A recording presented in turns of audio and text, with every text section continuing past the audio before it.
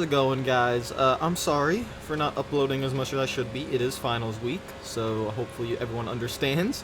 I am in my third year of college, so yeah, I gotta focus on school. But we are at Talladega. I did this race on Sunday. I think some of you, if you check my iRacing stats, you know how this race went. But for most of you don't know how it went, and that's why I'm here to upload it. Let's see if we can get on pole. Remember, we've qualified on pole for every race except for Martinsville, and ew, we are just a little bit short. We get second place. Not really going to complain too much. We wanted to get the pole, but unfortunately, now we have two races where we haven't qualified on pole. Green flag is out at Talladega. This is 94 laps. The Daytona 500 we did about a couple months ago was a 100% race. So this is only 50%, like most of the other NIS races. Yeah, like I said, 94 laps. And the thing is, and this might sound a little bit weird to you guys, but actually, the bottom lane is king. So it's somewhat realistic, as second place then pulls all the way up out of line, and he looks like he wants to go to the back. Kind of scared me a little bit. But we pull into line. Not the car behind us, but the car behind that car. So like the gray car in the mirror, number 10, is actually our friend Nathan from North. So we want to work with him throughout this race. And we just want to stay on the bottom for as long as we can, because I haven't done the Talladega race in this cup car with this kind of package, as iRacing continuously updates itself. So a lot of my friends are telling me that the bottom lane is king, so that's what we're doing. As you see, the top lane was able to get a little bit of a run, but after that it wasn't going. And then there is a big wreck behind us. Caution comes out, and that's why qualifying is important, because you don't want to be in that. And it looks like it took out a lot of cars. So let's see what happened here. Top lane looks like it was the 24 that got turned. And unfortunately, Nathan in the 10 car goes sent into the inside wall head on in that gray and blue car. He's our friend. He's done. So we don't really have a drafting partner anymore. And yeah, that looks like it gained, I would say, maybe 10 cars, I would think. You can see here the 22's right on the back of the 24. Just a little bit of a push the wrong way. It happens. Can't really blame anyone. I mean, the 22 should know better this early in the race that you shouldn't be pushing, especially coming out of turn 2 when the car gets light like that. But, I mean, it's restricted play racing. It's what happens, so can't put too much blame. This is Nathan that we're running with. You can see the hole opens up, and then he just gets clobbered into the inside wall. His race is done head-on into the wall. And, unfortunately, we got to do it without him. So, this is why I want to be up front. Like I said, if we are just one spot behind, we're in that. So that's why I want to lead every lap. That's why I want to be running first or second. You know, that's where I want to be. Even third for me is uncomfortable. So we went down pit road. We took fuel only to get ourselves one spot, but unfortunately that puts us back on the outside lane, and we're gonna have to try to find a way to get down to the bottom. In the trucks, you can use the outside lane. In Xfinity cars, you can use the outside lane, but in the Cup cars, for some reason, it just doesn't work. It doesn't work as it should. So you can see the bottom lane is moving. We have no friends whatsoever. We restart second. But luckily, I think it was at the 37. I think he left a gap for us because he looked like he was backing off. So I appreciate that. If it was on purpose, thank you. If it wasn't, then I thank you still. But the 37 gave us that little gap. So we're just sitting in 5th place, biding our time. There's nothing to do. We can't really make a move to the outside because it won't really work. So as I say that, we try it. But as you can see, the problem is if the car doesn't know to drag the brake a little bit, because the car in front has to drag the brake to get me on the bumper, and he wasn't dragging the brake, so I can't get to his bumper. There's only 2 cars, so I just try to get right back down to the inside lane when I can. And we don't really lose any spots. We're going to pass the 14. Unfortunately, I had to leave him hanging out there, but we had to pass him, and we just go back. So now you can see what I'm doing. I have Josh as my spotter, by the way, so that's good. He came in. But you can see what I'm doing. I'm actually trying to back the field up. So I'm trying to get everyone behind me to give me a little bit of a run. Try moving to the outside. We had a run. It just stalls out because there's not enough momentum or not enough energy. So we fall right back in line. And what I'm trying to do again is I'm trying to create 2 lines. That's actually what I'm trying to do. So I went up, got the 12 car to be up there. So now the 12's up there. Unfortunately, I didn't move up with him because I didn't know if that top line would go. I was just trying to learn. So we have about, I would say, 4 or 5 cars in the outside lane. They're not together though. So this entire time I'm just kind of studying. So lap 35, we're around 10th place. We can't really go anywhere, but I'm trying to see what those 2 cars, I think it's the 19 and the 12 up there on the top lane, what can they do together? And I was just thinking about that. Lap 37, they're able to fall back, but a caution does come out. Right before that caution came out, they were falling back anyways. So that top lane still it's not enough to get you to the lead. So we come down pit road, 38 laps in. What we're going to do is we're going to take only 2 right side tires, fill it up with fuel, and so the left side tire is going to be pretty worn, 40 laps without replacing them, but that's okay, we can handle it. So 2 right side tires. The one car has the same idea. He was in the lead, so he takes 2 right side tires as well, which again is going to put us in second, unfortunately. But here's the thing.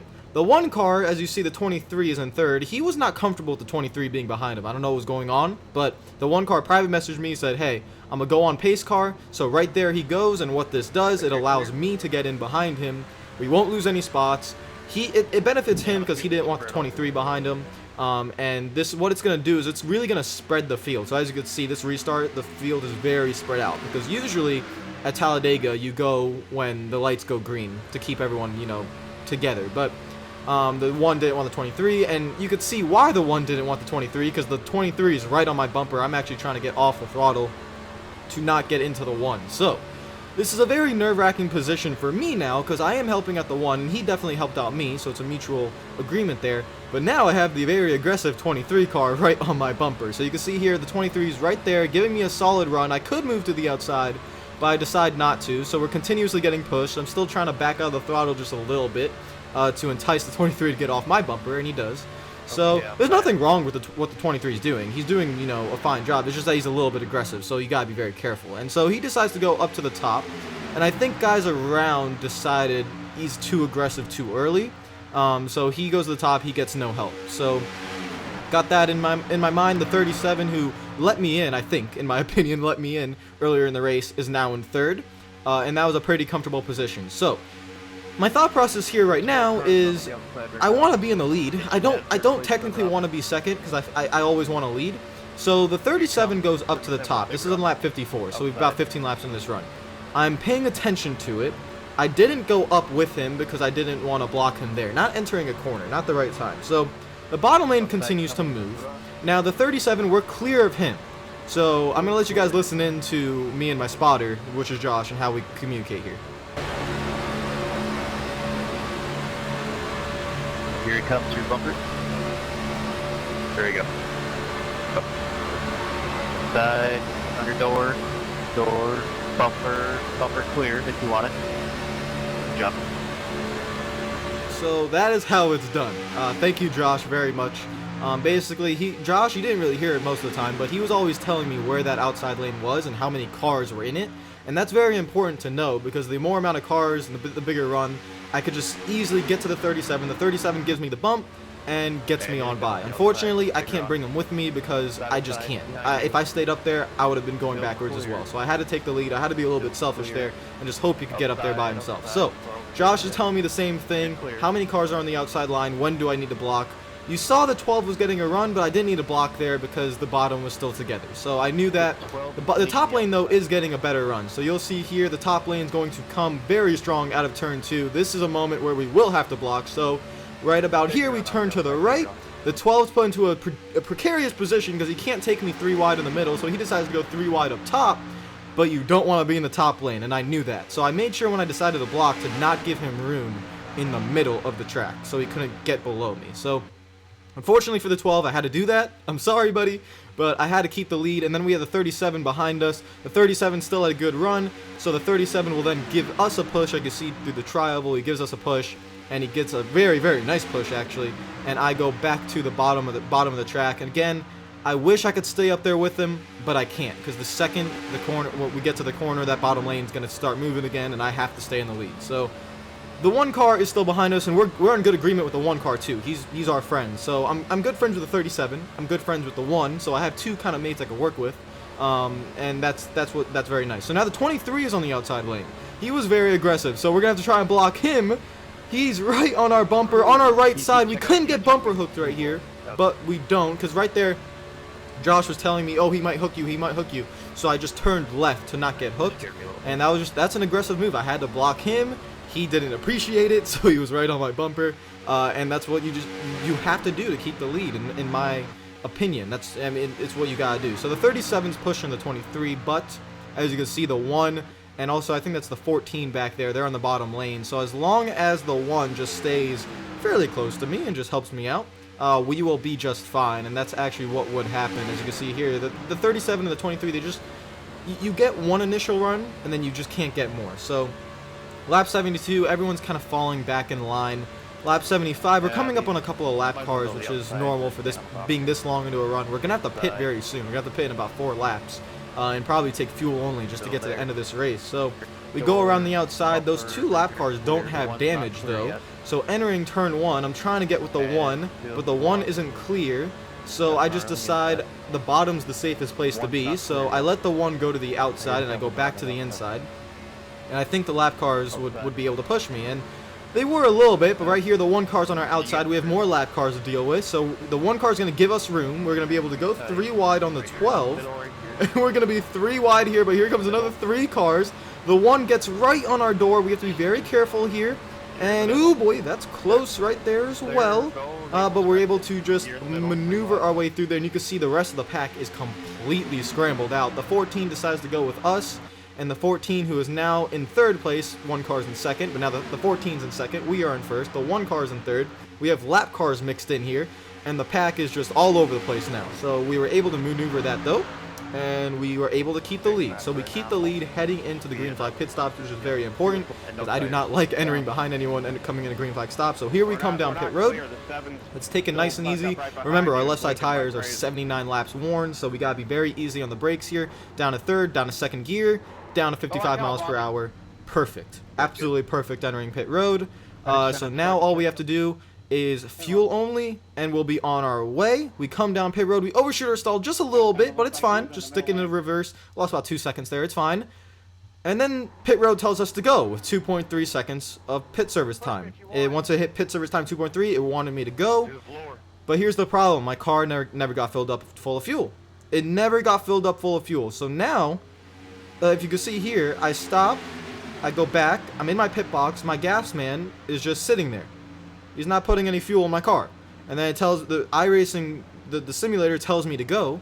So I go, because they won't do anything. And I run out of fuel trying to run across the track. So here I am through 3 and 4.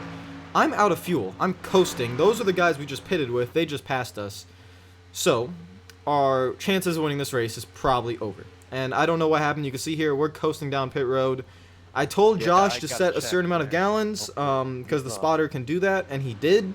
And for some reason, now our gas man is like, oh, maybe I'll actually do my job now. And then he'll even have the audacity to be like, oh, yeah, you're good on fuel. You're good to go. Go ahead.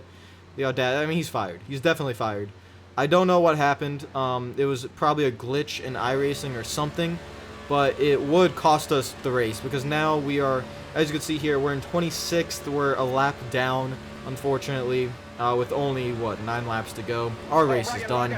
Caution would come out on lap 86. Luckily, that means we get the lucky dog, because we were able to pass the 15 before the caution comes out. So we're going to get the lucky dog, and we're going to have probably 2 laps, I would think, to do something. So we're going to try to salvage a finish here, but, I mean, I don't really care about salvaging a good finish at Talladega. I wanted to win.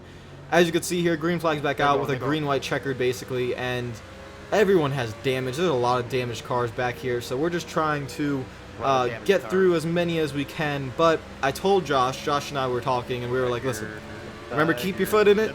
We're going to keep our foot in it no matter what happens. If they wreck, we're keeping our foot in it. I'm not touching the brake, and I'm not letting off the throttle. So here we are, final lap, 3 and 4. Will they wreck? I'll let you guys listen in this one masterpiece here.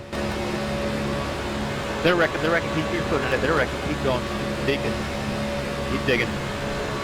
Oh boy. Oh boy. Here we go. Oh.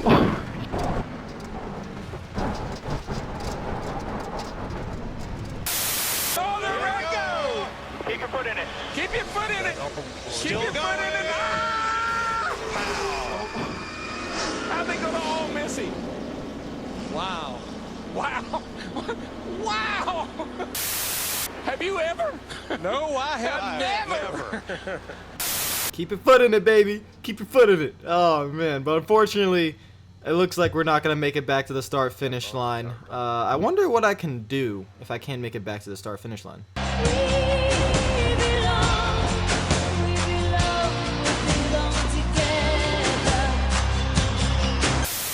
But yeah, I can't do that. So unfortunately, we're just gonna have to escape it and just take wherever the heck we finish.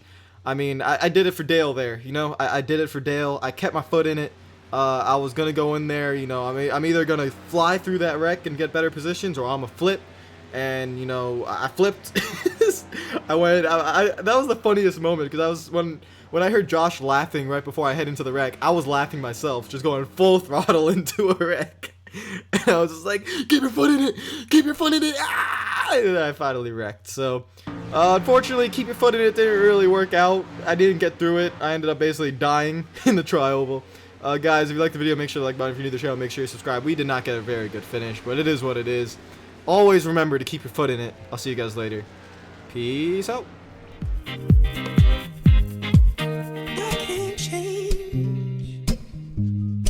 Even if I tried, even if I wanted to, and I can't change. Even if I tried, my love, she keeps me warm.